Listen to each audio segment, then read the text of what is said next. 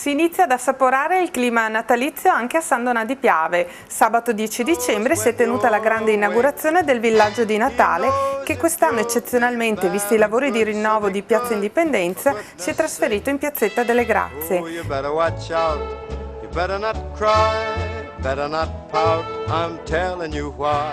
Santa Claus is coming to town.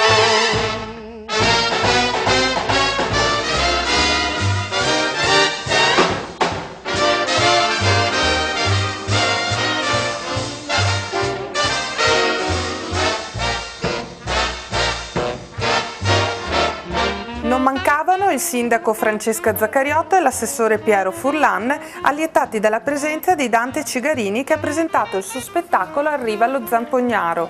Per la felicità di tutti i bambini, giochi con gli elfi, cioccolata calda e per finire tutti a scrivere la letterina a Babbo Natale. You better not cry, better not pout, I'm telling you why.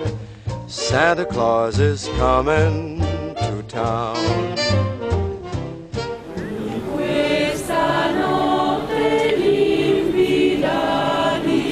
San Donà non ha rinunciato al suo tradizionale presepe vivente che, come ogni anno, si è svolto lungo via 13 Martiri, dove i figuranti hanno rappresentato le tappe fondamentali della Natività.